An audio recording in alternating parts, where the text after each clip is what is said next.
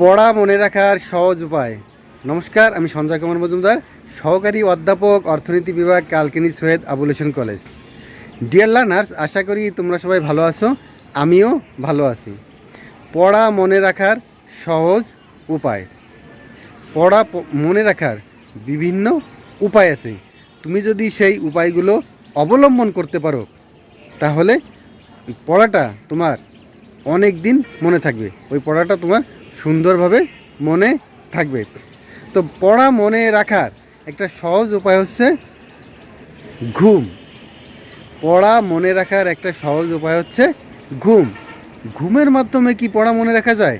হ্যাঁ, ঘুমের মাধ্যমে পড়া মনে রাখা যায়। তুমি যদি সঠিক সময়ে ঘুমাতে যাও এবং সঠিক সময় ঘুম থেকে ওঠো, অর্থাৎ তুমি যদি একটা নির্দিষ্ট সময়, প্রতিদিন একটা নির্দিষ্ট সময় ঘুম থেকে ওঠো এবং একটি নির্দিষ্ট সময়ে ঘুমাতে যাও, তাহলে কি হবে? ওই পড়াটা তোমার ভালোভাবে মনে থাকবে। বেশিরভাগ স্টুডেন্ট কী করে? রাত 11টা, 12টা, 1টা, 2টো পর্যন্ত জেগে পড়াশোনা করে। এত রাত জেগে যদি তুমি পড়াশোনা করো তাহলে সেই পড়াটা তোমার বেশি দিন মনে থাকবে না, সেই পড়াটা তোমার জন্য কার্যকরী হবে না। তুমি বই পড়বে, প্রচুর পরিমাণে বই পড়বে, কিন্তু সেই পড়াটা তো তোমার মনে রাখতে হবে। এই পড়াটা তোমার মেমোরিতে স্থান করার জন্য, মেমোরিতে সঠিক জায়গায় পৌঁছানোর জন্য তোমার কি দরকার?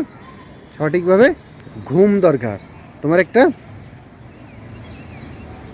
একটা সুন্দর ঘুমের দরকার।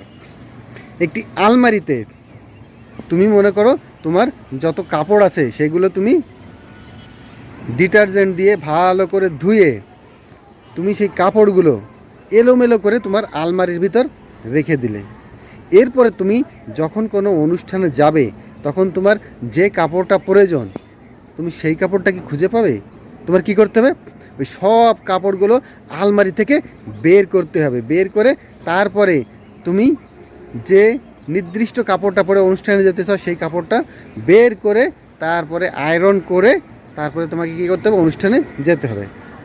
কিন্তু তুমি যদি কাপড়গুলো পরিষ্কার করার পর সুন্দর করে আয়রন করে আলমারিতে সুন্দরভাবে গুছিয়ে রাখো, তাহলে কি আলমারি খোলার সঙ্গে সঙ্গে তুমি যে নির্দিষ্ট কাপড়টা পরে যেতে চাও সেই কাপড়টা, শুধুমাত্র সেই কাপড়টা বের করেই তুমি অনুষ্ঠানে যেতে পারবে। ঠিক সেইভাবে তুমি যদি এই পড়াশোনা সঠিকভাবে করো, অর্থাৎ তুমি যদি প্রতিদিন রাত 10টা থেকে 11টা এর ভিতরে তোমার পড়াটা কমপ্লিট করতে পারো, এরপরে তুমি যে ঘুমটা দিবে সেই ঘুমটা তোমার জন্য হচ্ছে কি, তোমার একটা পিওর স্লিপ হবে, তোমার একটা কোয়ালিটি স্লিপ হবে। এই কোয়ালিটি স্লিপের কারণে তোমার ওই পড়াটা সুন্দরভাবে মনে থাকবে।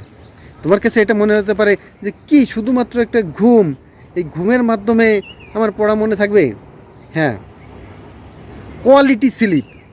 কোয়ালিটি স্লিপটা হচ্ছে অত্যন্ত দরকারি। আমাদের ব্রেনে এই তথ্যগুলো, তুমি সারাদিনে যে বই পড়বে এই তথ্যগুলো তোমার ব্রেনে, তোমার মেমোরিতে সঠিকভাবে রাখার জন্য, গুছিয়ে রাখার জন্য, আলমারিতে যেমন তুমি কাপড়গুলো গুছিয়ে রাখলে তুমি তোমার সময় মতো নির্দিষ্ট কাপড়টি বের করতে পারবে।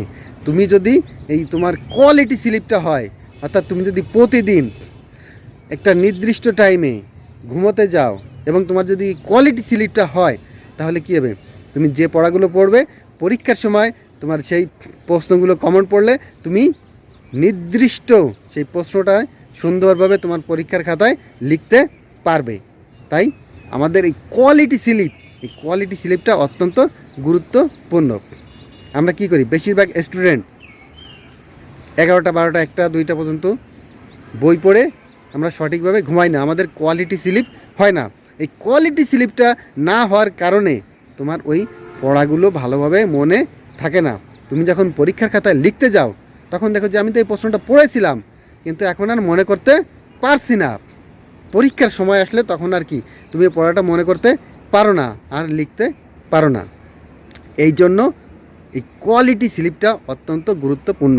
তাই তুমি প্রতিদিন ভোরে একটা নির্দিষ্ট টাইমে উঠবে আর রাত্রে একটা নির্দিষ্ট টাইমে 10টা থেকে 11টা এর ভিতরে ঘুমাতে যাবে।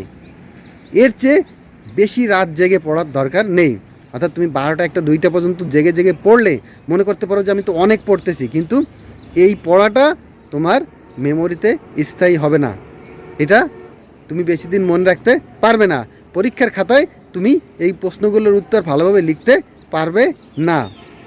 তাই কি করবে, প্রতিদিন 5:30 থেকে 6টার ভিতরে ঘুম থেকে ওঠার চেষ্টা করবে, আর রাত 10:30 থেকে 11টা এর ভিতরে একটা নির্দিষ্ট টাইমে ঘুমাতে যাওয়ার চেষ্টা করবে। তাহলে প্রতিদিন যদি তুমি নির্দিষ্ট একটা টাইমে ঘুম থেকে ওঠো এবং নির্দিষ্ট একটা টাইমে ঘুমাতে যাও, তাহলে তোমার কি হবে, তোমার স্লিপটা কোয়ালিটি স্লিপ হবে, তোমার ঘুমটা কোয়ালিটি পূর্ণ হবে।